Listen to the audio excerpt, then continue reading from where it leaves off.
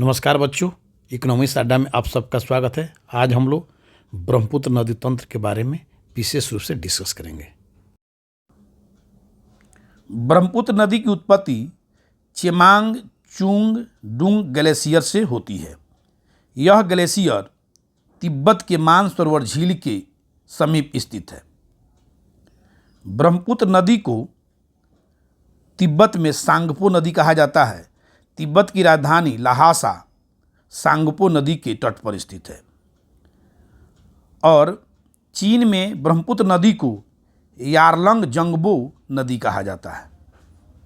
जब यह नदी भारत के अरुणाचल प्रदेश में प्रवेश करती है तो ब्रह्मपुत्र नदी का नाम दिहांग नदी हो जाता है।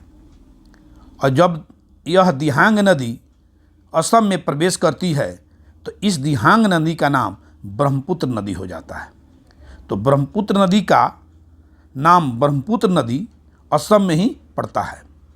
उसके बाद यह नदी बांग्लादेश में प्रवेश कर जाती है। जब ब्रह्मपुत्र नदी बांग्लादेश में प्रवेश कर जाती है तो ब्रह्मपुत्र नदी को बांग्लादेश में यमुना नदी के नाम से जाना जाता है। बराक नदी मणिपुर से निकलती है। मणिपुर के बाद नागालैंड, मिजोरम होते हुए असम में प्रवेश कर जाती है। असम के क्षेत्र में सुरमा घाटी का निर्माण करती है।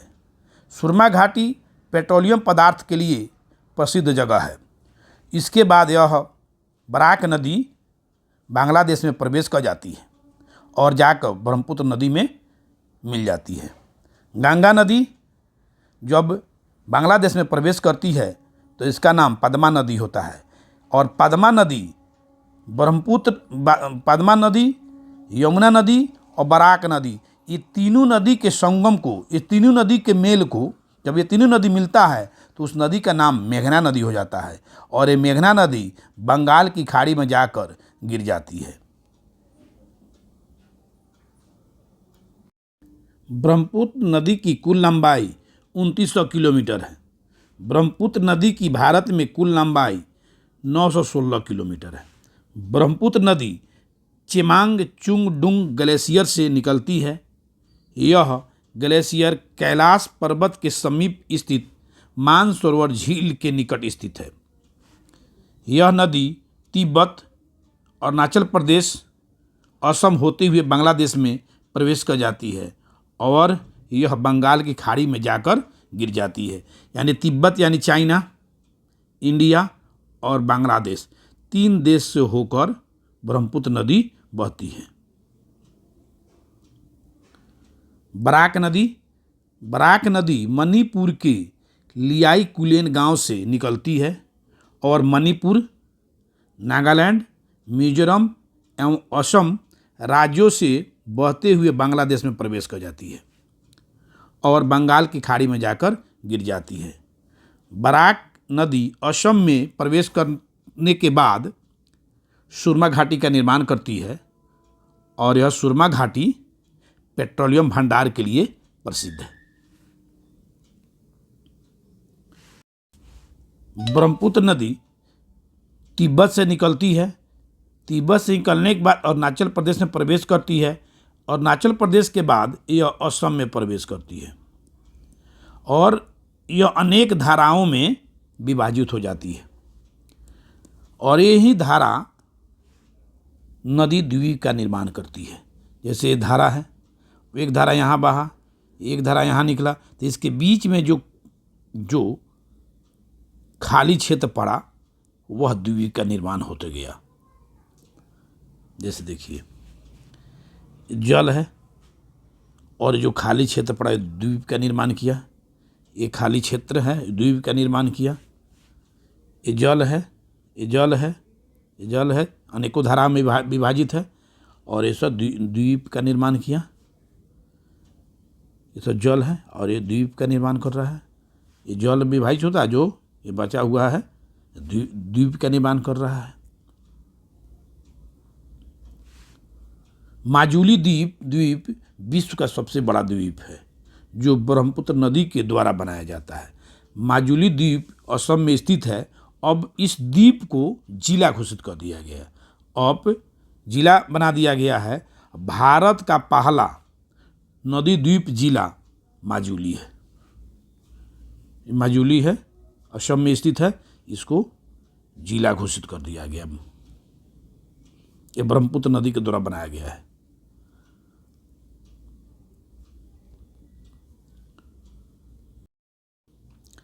ब्रह्मपुत्र नदी तिब्बत से निकलती है और अरुणाचल प्रदेश में प्रवेश करती है। अरुणाचल प्रदेश के बाद यह नदी असम राज्य में प्रवेश करती है। असम राज्य के बाद यह नदी बांग्लादेश में प्रवेश करती है और बांग्लादेश के बाद यह जाकर बंगाल की खाड़ी में मिल जाती है। इसके बीच में ब्रह्मपुत्र नदी में अनेक नदियां आकर मिल जाती है। तो ब्रह्मपुत्र नदी की अनेक सहायक नदियां हैं, जैसे सुमनश्री, यह हिमालय से निकलने वाली नदी है और यह आकर ब्रह्मपुत्र नदी में मिल जाती है। धनसिरी नदी, यह हिमालय से निकलने वाली नदी है। यह नदी ब्रह्मपुत्र नदी में आकर मिल जाती है। मानस नदी, यह भूटान से निकलने वाली नदी है और यह नदी आकर भारत में ब्रह्मपुत्र नदी में आकर मिल जाती है। तीस्ता नदी, यह सिक्किम से निकलने वाली नदी है और यह नदी ब्रह्मपुत्र नदी में आकर असम के पास मिल जाती है। दिबांग नदी, यह अरुणाचल प्रदेश से निकलने वाली नदी है और यह नदी छोटी नदी है, अरुणाचल प्रदेश की छोटी नदी है और यह नदी अरुणाचल प्रदेश में आकर ब्रह्मपुत्र नदी से मिल जाती है। लोहित नदी, यह नदी तिब्बत से निकलती है। तिब्बत से निकलने के बाद यह नदी अरुणाचल प्रदेश में प्रवेश करती है और अरुणाचल प्रदेश के बाद यह नदी असम राज्य में प्रवेश करती है और असम राज्य में आकर यह नदी ब्रह्मपुत्र नदी मिल जाती है। यहाँ पे अरुणाचल प्रदेश है, यहाँ पे असम है। तो अरुणाचल प्रदेश के लास्ट जगह और असम का भी यहाँ लास्ट जगह है। दोनों जगह के बीच असम को और अरुणाचल प्रदेश को मिलाने के लिए लोहित नदी पर एक पुल का निर्माण किया गया, जिस पुल का नाम है भूपेंद्र हजारिका पुल। इस पुल की लंबाई है 9.15 किलोमीटर। तो यह बना है, यह पुल अरुणाचल प्रदेश के ढोला नामक स्थान पर बना है और असम के सादिया नामक जगह तक बना है। यानी ढोला से सादिया के बीच एक ब्रिज का निर्माण किया गया है, जिसे ढोला सादिया ब्रिज कहा जाता था, लेकिन अब इसको भूपेंद्र हजारिका ब्रिज कहा जाता है। इस पुल की लंबाई 9.15 किलोमीटर है और असम के पास, माने असम में ही ब्रह्मपुत्र नदी पर बोगीबील पुल का निर्माण किया गया है। बोगीबील पुल का निर्माण किया गया है। यह पुल 4.9 किलोमीटर है। यह सड़क और रेल दोनों मार्ग के लिए बनाया गया पुल है। ब्रह्मपुत्र नदी तिब्बत होते हुए अरुणाचल प्रदेश, असम होते हुए बांग्लादेश में प्रवेश करती है। तो बांग्लादेश में प्रवेश करने के बाद ब्रह्मपुत्र नदी का नाम यमुना नदी हो जाता है। ब्रह्मपुत्र नदी का नाम यमुना नदी हो जाता है और गंगा नदी का, जैसे गंगा नदी बांग्लादेश में प्रवेश करती है, उसका नाम पद्मा हो जाता है। तो यमुना और पद्मा के संयुक्त धारा को हम मेघना कहते हैं और यह मेघना जाके बंगाल की खाड़ी में गिर जाती है। अरुणाचल प्रदेश के ढोला से असम के सादिया के बीच एक ब्रिज का निर्माण किया गया, एक पुल का निर्माण किया गया, जिसका नाम ढोला सादिया ब्रिज है, लेकिन अब इसका नाम बदलकर भूपेंद्र हजारिका ब्रिज कर दिया गया है। ये लोहित नदी है, यहाँ पे अरुणाचल प्रदेश है, यहाँ पे असम है। इन दोनों के बीच यहाँ ढोला है, यहाँ सादिया है। इन दोनों के बीच एक ब्रिज का निर्माण किया गया, पुल का निर्माण किया गया, जिसका नाम ढोला सादिया ब्रिज है, लेकिन अब इसका नाम चेंज करके भूपेंद्र हजारिका ब्रिज कर दिया गया, जिसकी लंबाई 9.15 किलोमीटर है। जो भारत का सबसे लंबी नदी है, ढोला सादिया यानी भूपेंद्र हजारिका पुल है, जो भारत का सबसे लंबा नदी पुल है। यह पुल लोहित नदी पर बनाया गया है, जिसकी लंबाई 9.15 किलोमीटर है। असम में ब्रह्मपुत्र नदी पर संयुक्त रेल और सड़क पुल का निर्माण किया गया है, जिसका नाम बोगीबील पुल है। इस पुल की लंबाई 4.9 किलोमीटर है। यह ब्रह्मपुत्र नदी है और ब्रह्मपुत्र नदी पर असम में बोगीबील पुल का निर्माण किया गया है, जिसकी लंबाई 4.9 किलोमीटर है। मानस नदी यह भूटान से निकलती है और ब्रह्मपुत्र नदी में आकर मिल जाती है। तीस्ता नदी, यह नदी सिक्किम के चोलामू झील से निकलती है। इस नदी को सिक्किम का जीवन रेखा कहा जाता है। यह नदी सिक्किम, पश्चिम बंगाल होते हुए बांग्लादेश में जाकर ब्रह्मपुत्र नदी से मिल जाती है। 1934 में भारत और बांग्लादेश के बीच एक समझौता हुआ, यानी एक समझौता किया गया, जिसमें तीस्ता नदी के जल का 36% हिस्सा बांग्लादेश को प्राप्त होगा और 64% जल का हिस्सा भारत को प्राप्त होगा। राष्ट्रीय जल मार्ग संख्या 2 सादिया से धुबरी पट्टी तक के मार्ग को राष्ट्रीय जल मार्ग संख्या 2 कहा जाता है।